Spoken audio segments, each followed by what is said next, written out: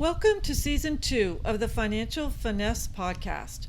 I'm Cathy Curtis, founder of Curtis Financial Planning and a CFP focusing on the finances of female clients.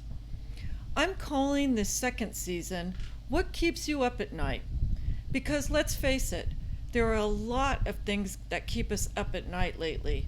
We've got rising COVID cases, an extremely contentious election, and just general uncertainty about what the future holds. Since the presidential election is right around the corner, I get a lot of questions from clients about what I think will happen to the stock market if the Democrats or Republicans prevail. So I thought I would start talking about that for this first episode of the season. To give a little perspective, the stock market has not done so badly considering the events of the year. The S&P 500, representing the 500 largest companies in the U.S., is up almost 8%.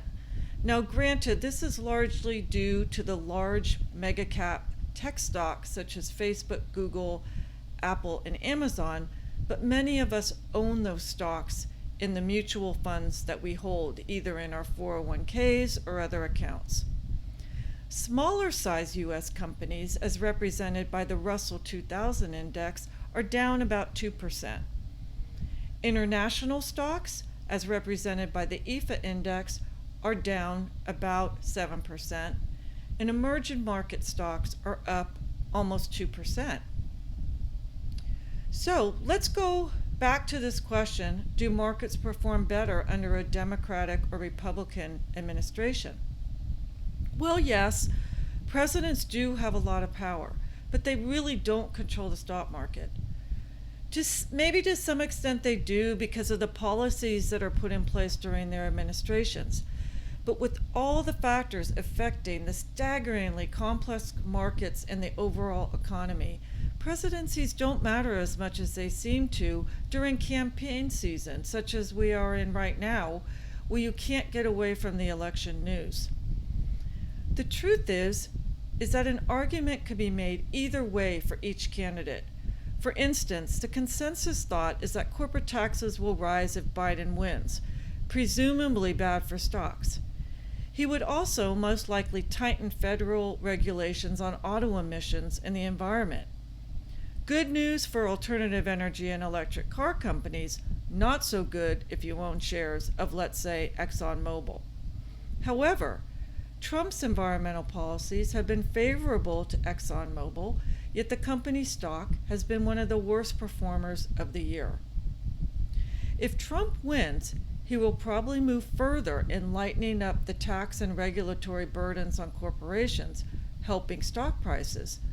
On the other hand, Biden policies would boost the economy by improving public health, increasing American trade, and engage in infrastructure spending that could give the economy a much-needed boost and a chance to expand.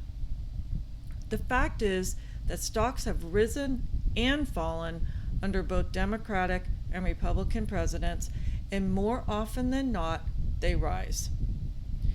Instead of focusing on the short term, which is the election, a much more important lesson from history is simply time in the market, not timing political cycles.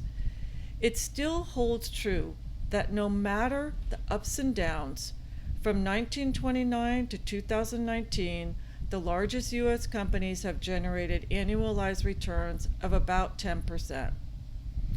No doubt the volatility will remain high through the election season, and maybe after if the results are close. In this case, keep in mind a key concept of investing. Volatility is just a characteristic of stocks. It doesn't imply the direction of stocks. Volatility is the price we pay for the higher return stocks provide, and that most of us need to meet our goals. And it's only temporary. One common way to reduce anxiety in most areas of life is to stay in the moment. The exception to this, I would argue, is when thinking about the stock market. It really pays to take the long view and ignore the moment by moment activity. Thank you for listening, and please stay tuned for my next episode of What Keeps You Up at Night, which will be posted 2 weeks from tomorrow, Tuesday, October 20. And if you have any questions, please be sure and let me know via my email, Cathy@CurtisFinancialPlanning.com, on Twitter @CathyCurtis, or on my Facebook business page, Women and Money. I'd love to hear from you and what's keeping you up at night. Bye for now.